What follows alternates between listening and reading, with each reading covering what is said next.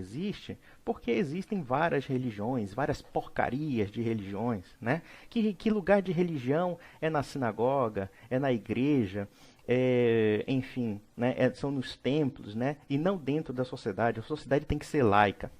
O que esse português idiota quer nos dizer? Ele quer dizer o seguinte, que todas as religiões elas têm que ser niveladas por baixo e o único elemento de fé oficial do Estado e da sociedade e da cultura é o laicismo, é o agnosticismo e o ateísmo dele oficiais.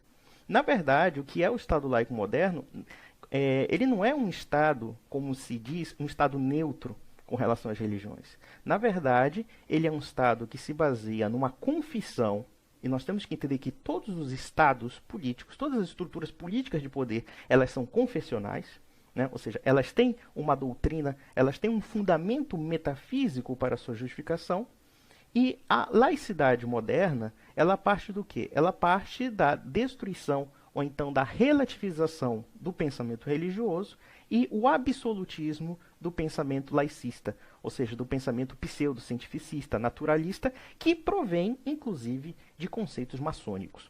Né? Se a gente analisar qual foi a natureza do modelo do Estado laico moderno, ele é particularmente inspirado em fundamentações maçônicas, fundamentações antirreligiosas e antitradicionais. Né?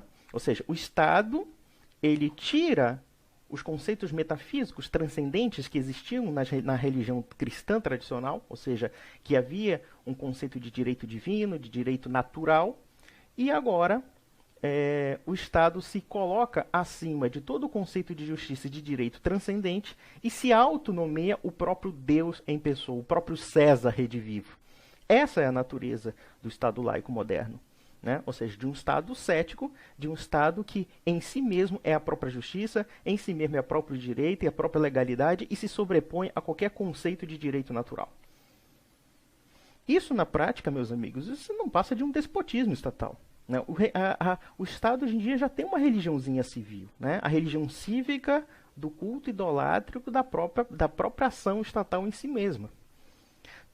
Se a gente analisar, por exemplo, os sistemas totalitários do século XX, como o nazismo, como o comunismo, etc., nada mais são do que religiões políticas, do que religiões secularistas, né, que implicam uma espécie de mobilização e de coesão social.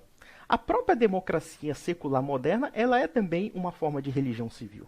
Nós percebemos hoje em dia nos Estados Unidos. Os Estados Unidos têm essa religião civil. Né? As religiões elas são niveladas por baixo, né? Elas são desarraigadas de fundamentos tradicionais, ou seja, a sociedade ela joga para a lata do lixo toda uma tradição milenar de cultura, de valores, né? De tradições, para aderir a um conceito abstrato, a um conceito anti-histórico, a um conceito desenraizado de uma mentalidade laica. Né? E o que significa isso na prática? Significa que o Estado se sobrepõe às tradições religiosas de um povo. Apesar da nossa nação ter uma relativa diversidade religiosa, toda a formação cultural, tanto de Brasil como de Portugal, são católicas. Ou seja, todos os aspectos estruturais da nossa cultura, dos nossos símbolos, da nossa concepção moral, da nossa concepção de ver o mundo, elas foram remodeladas pelo catolicismo romano. Da feita que o Estado laico se sobrepõe a essa tradição, o que ele está fazendo? Ele está fazendo uma usurpação. E ele vai impor um novo modelo. O novo modelo de ideologia, um novo modelo de cultura é a revelia, inclusive, dos sentimentos e das aspirações religiosas destas nações. Observemos uma coisa tendenciosa. Né? O senhor português, o senhor livre de Deus, né? Ou seja, é aquela revoltazinha adolescente contra a autoridade, né? Ele se acha, né? O ego dele deve ser muito divino para ele se sobrepor a toda a realidade, toda a metafísica existente.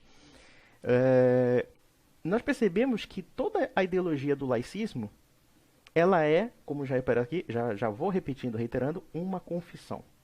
Uma confissão arreligiosa, mas uma confissão.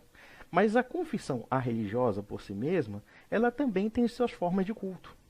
Um exemplo clássico disso é que, se você analisar bem com todos esses sujeitos que são ateus e materialistas, eles são idólatras de uma visão metafísica de um naturalismo radical ou de um materialismo radical. Ou seja, a matéria e a natureza, elas são princípios remodeladores tanto da conduta humana, como também de toda a realidade existente.